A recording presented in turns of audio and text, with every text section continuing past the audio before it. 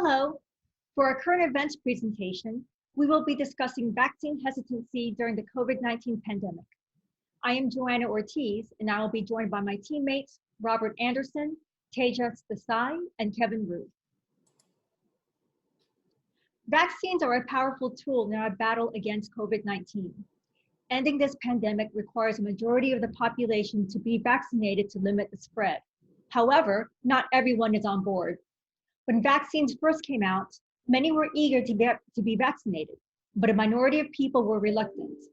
A University of Michigan poll from this past fall reports that 58% of adults would get vaccinated. More recent polls showed willingness is increasing as more people get vaccinated.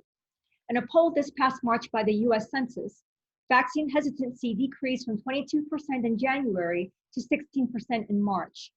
Yet, as of this past April, a fifth of the population in more than 12 states are still vaccine hesitant. To help overcome vaccine hesitancy, we should understand why people are reluctant so we can motivate them towards compliance.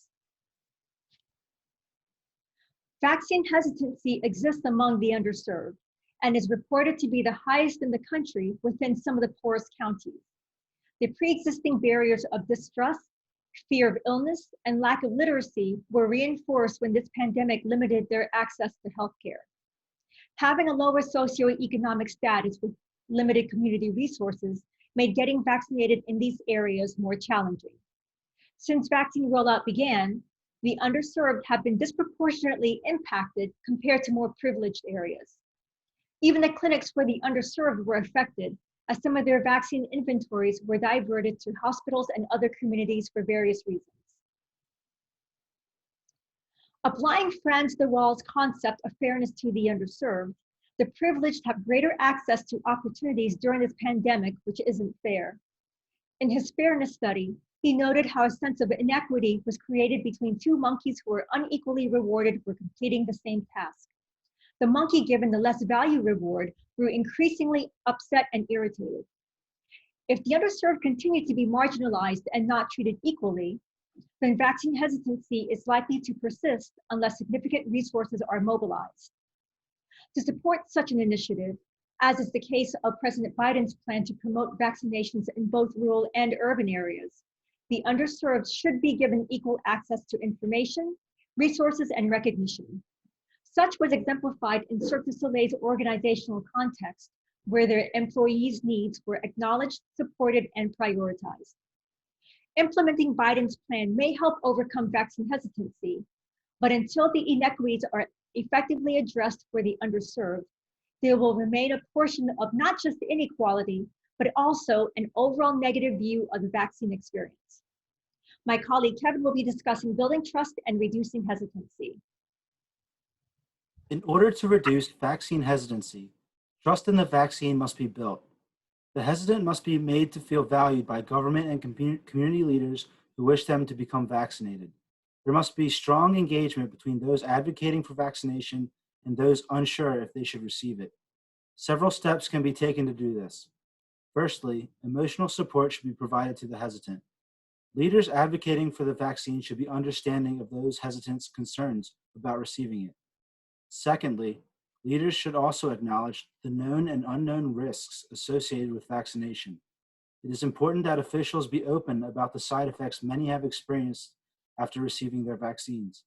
It is impossible to build trust in the vaccine if you are not upfront and honest about these risks. Thirdly, since the spread of misinformation is a huge reason for vaccine hesitancy, reliable information needs to be provided to those seeking it. Articles regarding the vaccine should be made readily available to the vaccine hesitant. These articles should be from reputable sources to combat the spread of misinformation. Finally, if you have already received the vaccine and wish others do the same, share your vaccine experiences.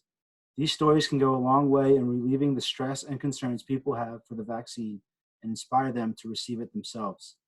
A strong channel of communication between leaders and the hesitant is needed to build trust in the vaccine.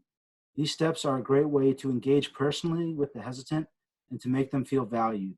Having accomplished this, we will see a continued drop in vaccine hesitancy as the trust in the vaccine grows.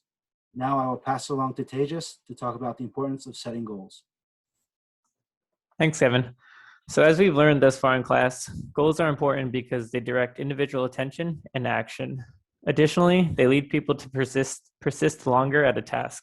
This point is especially important considering the context of this discussion. There's general COVID fatigue and considering current sentiment. Having smart goals gives people something to work toward, as well as defining a set finish line so that people know that the end and a return to normalcy are near. This also leads to motivation in strategy development to meet the aforementioned goals. There are unique supply chain considerations when it comes to equitable vaccine distribution. As a result, having a defined goal helps not only with the general population, but with the companies in charge of production and distribution as well.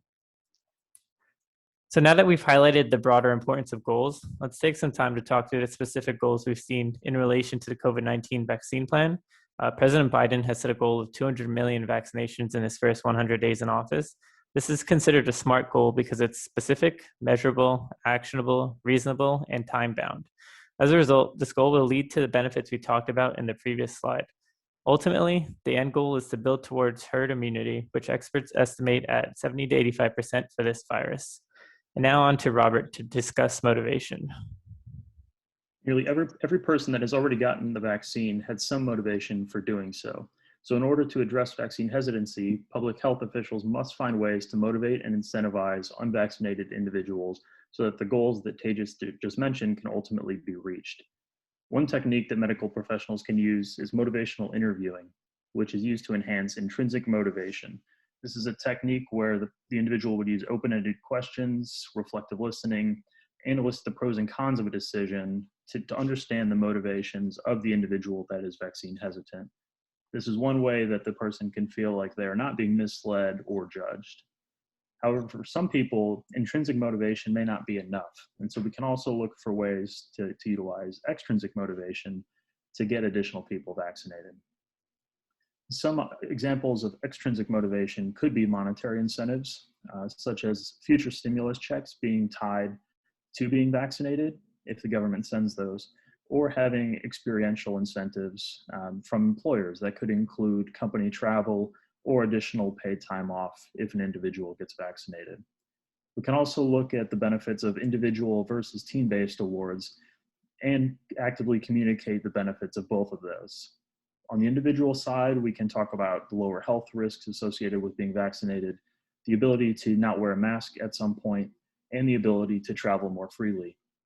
For team-based awards that could benefit society as a whole, we can talk about a return to normal and increase retail or restaurant capacity so people can finally see the ability to go to a restaurant or to a baseball game.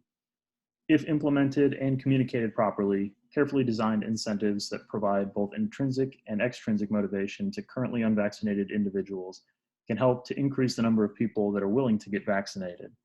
This will ultimately help us to defeat this pandemic. Thank you.